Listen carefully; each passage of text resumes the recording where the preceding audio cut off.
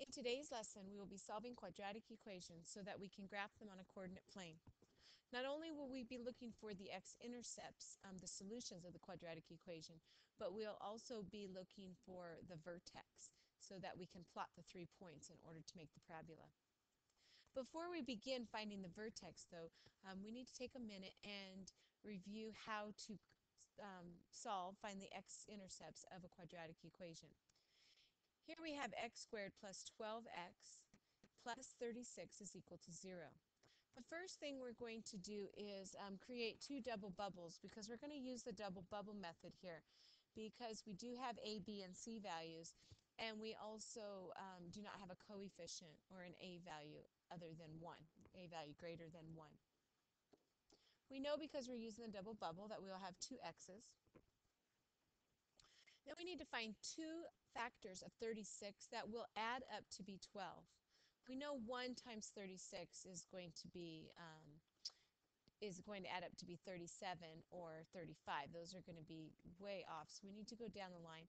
And after you list your factors and you discover that the factors that we're looking for are 6 and 6. 6 plus 6 will equal 12, and 6 times 6 equals 36. So therefore, those are our two factors. And of course, we're going to set that equation to 0. We then take this one equation and we will set it to 0. And we only need to do it once because the two factors are exactly the same. So we have x plus 6 is equal to 0. By subtracting 6 from both sides, we know that x is equal to negative 6.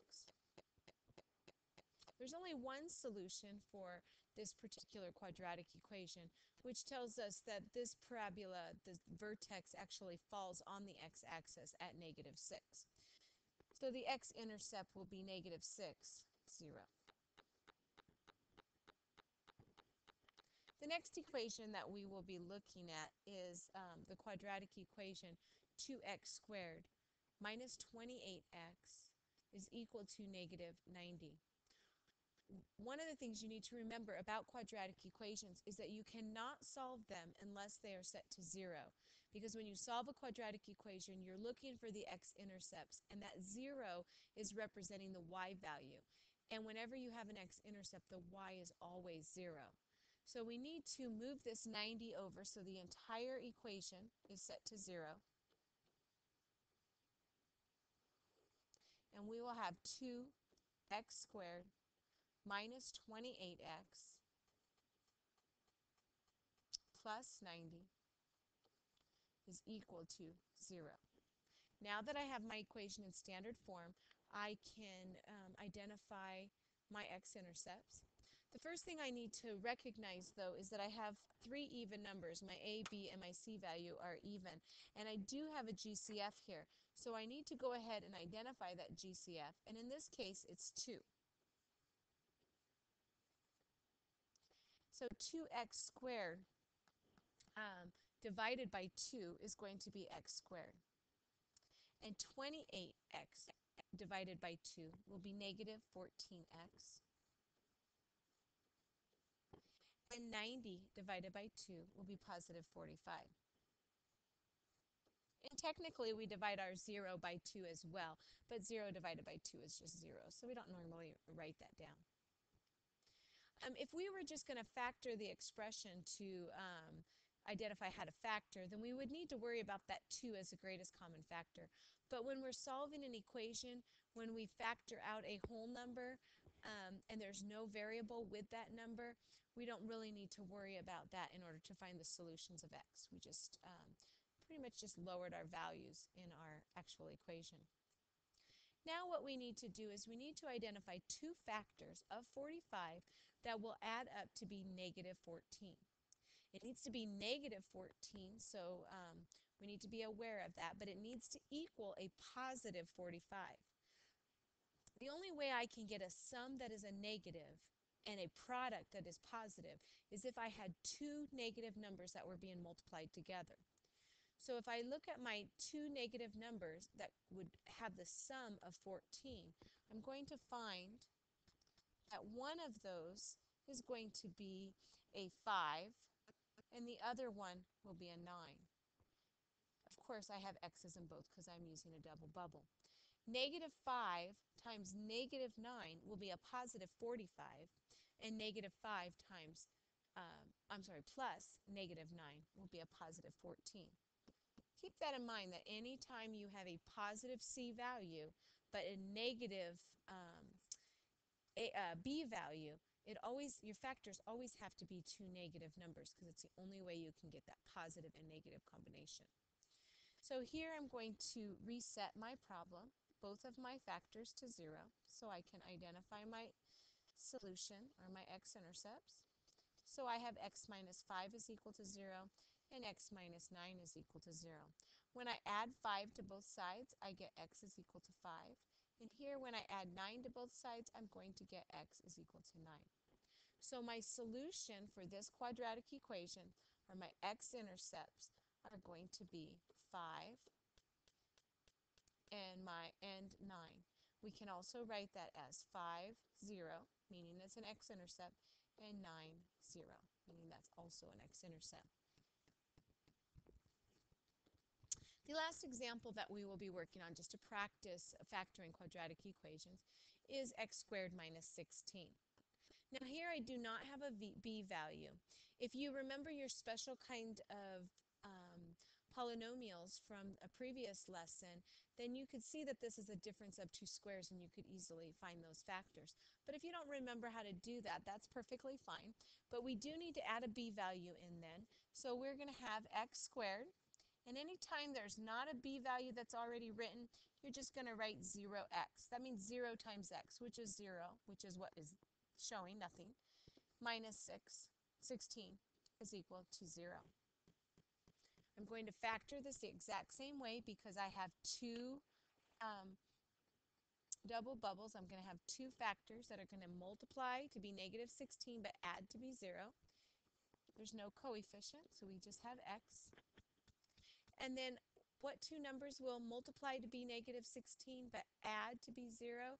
And that would have to be negative 4 and positive 4. Negative 4 times positive 4 is a negative 16, and negative 4 plus positive 4 is 0. Keep in mind that any time your C value is a negative number, you will always have a negative and positive numbers in there because that's the only way you can get a negative is by multiplying a negative and a positive. Again, we set those to 0. X minus 4 is equal to 0, and x plus 4 is equal to 0. We have x is equal to 4, and we have x is equal to negative 4.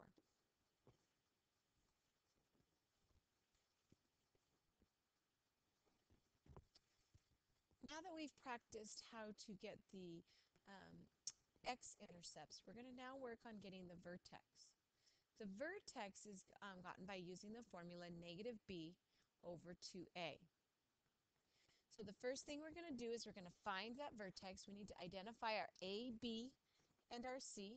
We do have a 1 that's a coefficient here, so the 1 will be our a, the negative 6 is our b, and the 5 is our c.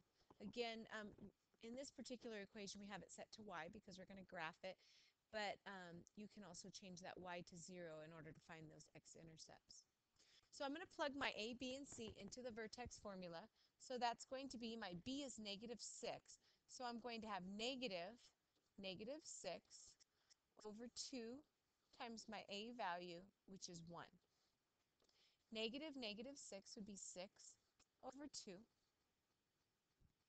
and that's going to reduce to be 3. So my x value of my vertex is 3. Whenever I use the vertex formula, that's what I'm looking for, is my x value. I then need to take this 3 and I need to plug it back into the equation, the original equation. So I'm going to have 3, which is my x squared, minus 6 times x. My x is 3, so I plug in 3, plus 5. 3 squared is 9, minus 18, plus 5. 9 minus 18 is negative 9, plus 5 is going to be negative 4. Negative 4 is my y value. So my vertex is 3, negative 4. Now, in order to find my x-intercepts, I can do that simply using the double bubble or any of the methods that we have taught. This particular time it's going to be a double bubble. I'm going to erase my workspace so I can show you what I'm going to do then. I have two bubbles, both of them with x's in. I need to multiply to be a positive 5, but add to be a negative 6. Again, the only way I can get a positive C value and a negative B value is if I have two negative numbers, because two negative numbers is the only way I can get that combination. So I know my factors of 5 are going to, 5's prime, so the only thing it could be is 1 and 5. So it's going to have to be negative 1 and negative 5. If negative 1 and negative 5 did not add up to be that C value, I would have to use a different method in order to solve them. Most likely I would use a quadratic formula, but I also could use a method that we'll learn in a few lessons from now, that is completing the square. And actually, it could even be the next lesson. So that will come. So that will be if I have to find those factors, but they don't equal up to that B value. Again, we're going to set this to 0 because we changed that y to a 0. So we take our two factors and we set those to 0. X minus 1 equals 0. X minus 5 is equal to 0. And in this case, x is 1 and x is 5. So our factors are, or our x-intercepts are 1, 0, and 5, 0. To graph my vertex and my x-intercepts, I simply graph my points. So my vertex is 3, negative 4, 1, 2, 3, negative 4, 1, 1, 2, 3, 4. So that would be negative 3, 4 is my vertex. My x-intercepts are 5, so 1, 2, 3, 4, 5. And 1, 2, oh, I'm sorry, it's at 1. Let me change the color so you can see that a little bit better. My vertex, 3, negative 4, and my x-intercepts, 1 and 5. If you want to check to see if you've done it right, you can look at the x of your vertex, and you should have an equal distance. The two x-intercepts should be equal distance from the axis of symmetry. And so here they're both 2 units away, so I know that I've done them correctly. I then connect my dots, which I'm not always really good at. There you go. And there's my parabola. So in order to graph this parabola, I've identified the vertex using the vertex formula, negative b over 2a. Then I used the double bubble method to identify my x-intercepts and then connected my points. Like I said on the last problem, sometimes it's not going to be such easy factors to find those x-intercepts. And in order to find their exact values, you will have to use a different method. Those, in this situation, it's when you have a radical answer. But for this problem, we're going to go ahead and work it out, and we're going to use a different method to find those x-intercepts. And then we're going to use a square root table to approximate the values so that we can graph it. Because when we have square roots in our solutions, the only way to graph it would be to actually approximate their value. So to start off with, let's find the vertex though. We have our a value, which is negative 1, and our b value, which is negative 6, and our c value, which is negative 2. So in order to find the vertex, we're going to go negative, negative b, so that'll be negative 6, over 2 times our a value, which is negative 1. So negative, negative 6 will be a positive 6 over negative 2. Positive 6 over negative 2 will be negative 3. So here our x value of our vertex is negative 3. We then can take that negative 3 and plug it back into the equation. So I have a negative x squared. My x is negative 3, so I'm going to plug that in. Minus 6 times my x, which is negative 3, minus 2. Negative 3 squared will be 9, but I have a negative in front of it, so it's a negative 9. And negative 6 times negative 3 is going to be a positive 18 minus 2. I should probably put that to 0 or to y. It doesn't matter, either one. So negative 9 plus 18 is going to be a positive 9 minus 2. And positive 9 minus 2 is 7. So my vertex is going to be negative 3 and then positive 7. My next step would be to identify my x-intercepts. So I'm going to go ahead and erase some of my workspace so that I have room to do that now that I've found my vertex.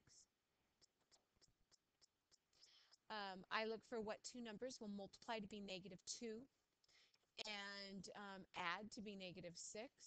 The only factors of negative 2 are 1 and 2. So I would have to have the 1 be the negative or the 2 be the negative, the two factors, in order to get a negative b value. But they do not add up to be negative 6. So that tells me, if that does not work, that the only way I can get my answer is by using the completing the square method, which you'll learn in the next lesson, or by using the quadratic formula. So I'm going to use the quadratic formula here since you haven't learned the other method. And if you recall, that formula is x is equal to negative b plus or minus the square root of b squared minus 4ac, and all of that is going to be divided by the 2 and the a. So we're going to use this formula to solve this equation. I'm going to identify my a value, which is a negative 1. My b value, again, is negative 6. And my c value is a negative 2. I'm going to plug those into the equation. My x's are equal to negative b, so that will be negative negative 6 plus or minus the square root of b squared, which is negative 6 squared, minus 4 times my 1. I put 1 up here, but it's negative 1. Negative 1 is my a, and c is negative 2. And all of that is going to be over 2 times negative 1, 2a. I then go ahead and simplify my quadratic formula. So I have negative negative 6. That's going to make a positive 6 plus or minus the square root. 6 squared, negative 6 squared will be 36. And I have that minus negative 4 times 1 is positive 4 times a negative 2 would be a negative 8. Positive 4 times negative 8, or positive 4 times negative 2 is a negative 8. And that's going to all be over 2 times negative 1, which is a negative 2. If I continue to simplify, I'm going to have 6 plus or minus the square root of 36 minus 8 will be 28, all over negative 2.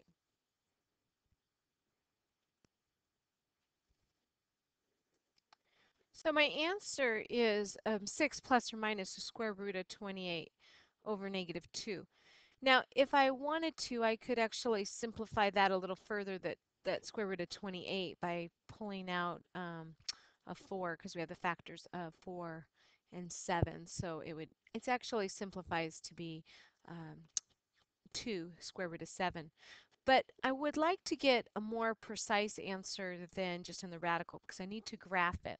So what I'm going to do is I'm going to use a square root table so that it can help me to approximate what the square root of 28 is. And then I'm going to go ahead and solve out that quadratic, that last portion of the formula, so that I can know where to graph it on the coordinate plane. So I'm going to go ahead and pull up a square root table. And here I have a square root table, and if you look, the numbers are right here, and then their approximations fall right underneath it. I had the square root of 28, so here's my square root of 28.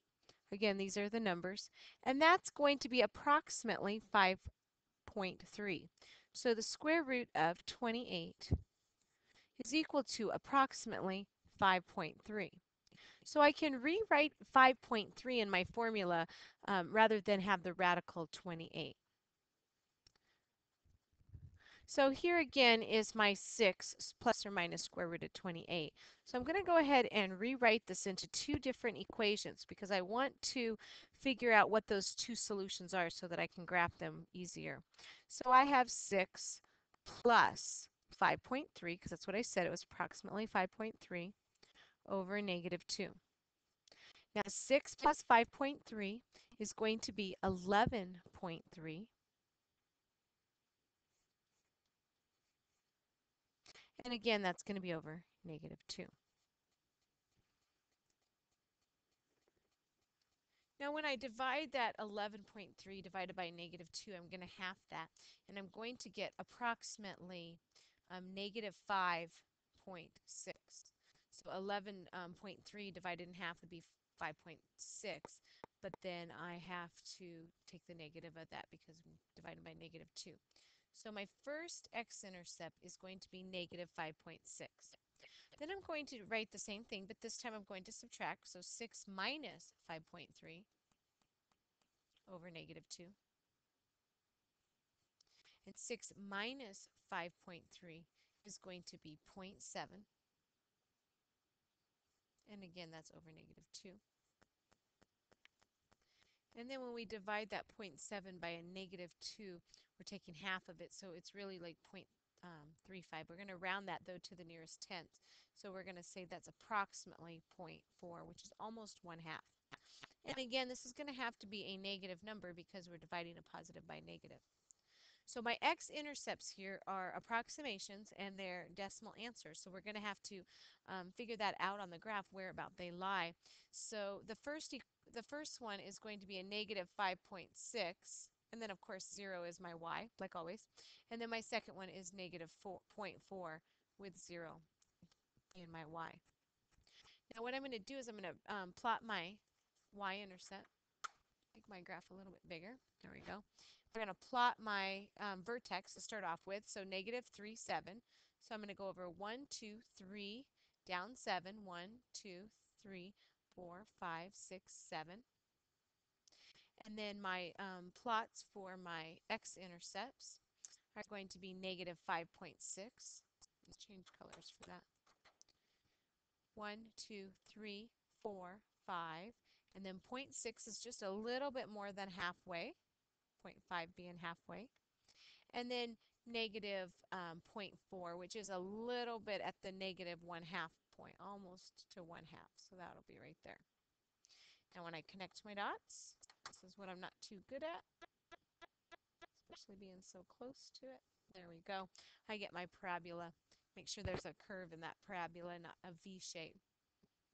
So on this particular problem, I was going to have an irrational answer, and really my graph where those x-intercepts are just approximations, because anytime you have a real number, you cannot get the actual intercept. So you're just going to approximate. And in order to get an irrational answer, you can only do that using the completing the square method, which will be in the next lesson, or this quadratic formula. And basically, you're going to do the same thing. You're going to start off the same, finding the vertex, and then you're going to use the quadratic formula. When it doesn't work, you can't use a double bubble, then that's what you would use first. Um, then what you're going to do after that is approximate that radical, and you can do that by either using a calculator or using a square root table. You actually, at this point in your math, should be able to approximate those square roots, but we want to make sure everybody is accurate. So that's why we'll give you a table in your homework assignment. So that wraps up this lesson on graphing quadratic equations using the vertex formula. And just a couple things to keep in mind, that your answer is always set to 0 when you begin to find your x-intercepts, and that you just simply, the very first thing you do is find that x value of the vertex, then plug that x in order to find the y value of your vertex. If you have any questions, please contact your teacher and they'll be glad to help you. Thank you.